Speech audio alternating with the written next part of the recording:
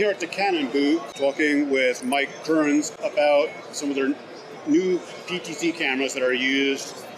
One of the highlights of these cameras that differentiates it is it has a face tracking feature similar to the autofocus in many of their cameras that tracks faces, but this will actually pan and tilt and zoom the camera as needed.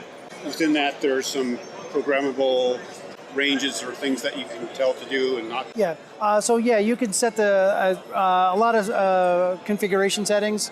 So as far as how far you want it to pan, left, right, up or down. You can set the zones of where you want to track and where you don't want to track. And you can also set like exclusion areas of areas that if people enter, you don't want to start tracking. So in the case of like education or a classroom, you may have like a teacher on a stage, you want to track the stage area, but if any students stand up in front of them, you don't want to kind of track that area. So there's a lot of flexibility in that. The auto tracking is very fast and very precise and very smooth.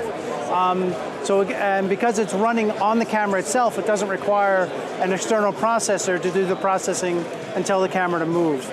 So as you can see, in the demo that we've done, is that it moves really smoothly, really accurately, and gives you that great image quality that you expect from Canon cameras. Now, what is the sensor size in these cameras? So for the CRN 700, it's a 1-inch sensor. We have basically two other indoor cameras. The CRN 500 is a 1-inch sensor, and then we have a CRN 300, which is a 1/2.3-inch camera. The CRN 300 and the CRN 500 will also get the auto tracking, but that won't be until August.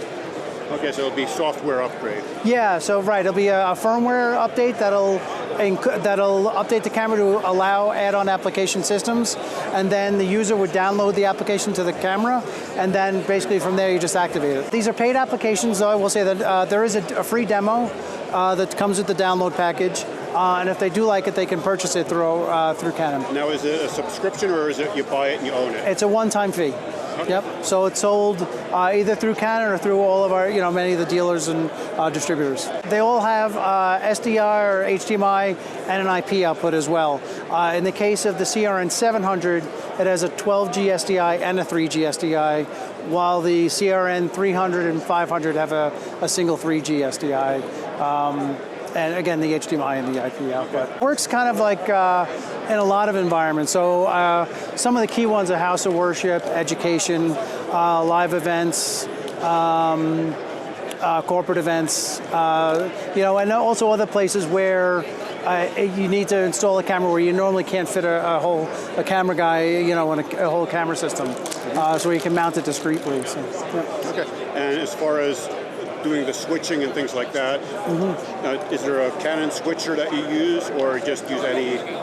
Yeah, you can use almost any switcher. We don't really have a switcher per se. We do have our camera control app that allows you to basically look at all your Canon cameras and switch between them and move them independently. But as far as a switcher, like a video switcher, you would use any of the third-party switches that are out there. I'm here with Ryan, who's going to tell us a little bit more about their new cinema lenses that were introduced recently. And so we're going to take a look at it on EOS C500's Mark II cinema camera. Yeah, so these are the Flex Zoom lenses from Canon, and about a year ago we introduced the full frame versions, the 20 to 50 wide angle and the 45 to 135 telephoto lens.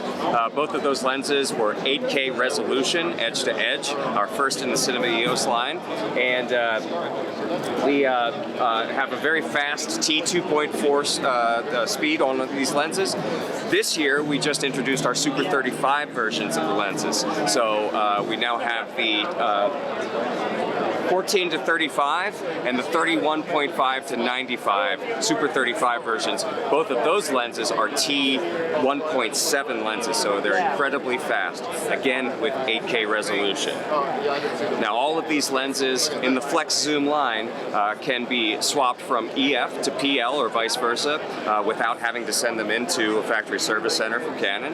And now with the introduction of the Super 35 lenses, we have relay kits available for the lenses lenses to be able to switch them from their full frame to Super 35 counterparts back and forth as well. Again, that can be done without having to send the lenses into a factory service center.